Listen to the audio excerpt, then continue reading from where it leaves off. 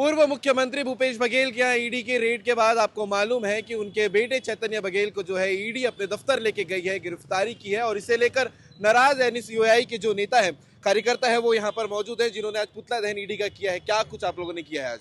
भैया सबसे पहले तो आपको बता दूं, ये जो सरकार है वो बदलापुर की सरकार है। लगातार आप जैसे देखेंगे कि देवेंद्र यादव, जब देवेंद्र यादव का जन्मदिन था अगले दिन उसके बाद वो ईडी भेजते हैं। वैसे ही भूपेश बघेल जी का जन्मदिन था, उसके अगले दिन ईडी आती है। उसी तरह आज जब चेतन बघेल जी का बर्थडे है तो उसके उपलक्ष्य में उपहार नहीं, वो बदला निकालने के लिए आज ईडी को भेजे। परंतु बता दूं कि ये 2 साल की जो सरकार है वो अपनी काम नहीं गिना सकती, परंतु विपक्ष की आवाज को दबाने के लिए लगातार वो ईडी, सीबीआई, आईटी की जो एजेंसियां हैं उसका दुरुपयोग कर रही है। परंतु आपको बता दूं कि ये युवा कांग्रेसी है, हर के दिलों में एक आग बसता है और ये जान जाए कि अगर ये इसी तरह अगर अपनी एजेंसियों का दुरुपयोग बंद नहीं करते हैं तो ये युवा कांग्रेसी सड़क से लेकर उनके मुख्यमंत्री के निवास तक का घेराव करेगा। बिल्कुल, आज जंगल की कटाई को लेकर भी मुद्दा उठने वाला था विधानसभा में भी। आज इतने मुद्दे उठने वाले थे। विपक्ष आज सरकार आज जनहित के मुद्दों में हमेशा आवाज उठा रहा है, लेकिन जब जब विपक्ष जनहित के मुद्दे में आवाज उठाया है, ये लोग उसी समय उनके अगर ईडी भेजते हैं,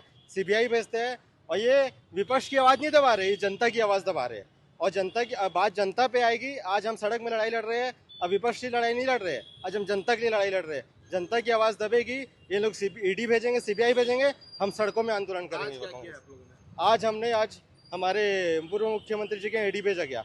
आज विधानसभा सत्र का चौथा दिन था, उसमें आज जनहित के मुद्दे में आज आवाज उठाई जा रही थी, जंगल के मुद्दे में आवाज उठाई जा रही थी। पांचवा दिन था, आखिरी दिन था, उसमें आवाज उठाने वाली थी।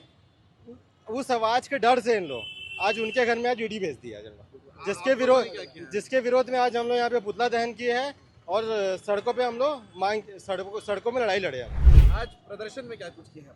आज प्रदर्शन में हमने ईडी का और मुख्यमंत्री का पुतला जलाया है और हमारी ये मांग है कि अगर जब तक इस टाइप की कार्यवाही ये तो खत्म नहीं होगी, द्वेषपूर्ण कार्यवाही जो करते हैं भाजपा सरकार वाले, तो युवा कांग्रेस आज यहाँ पे चौक में पुतला जलाई है। कल विधानसभा घेराव करेगी, मुख्यमंत्री निवास घेराव करेगी, गृह मंत्री निवास घेराव करेगी और अपनी इस लड़ाई को तब तक जारी रखेंगे जब तक ये जनता की आवाज़ दबाती रहेगी।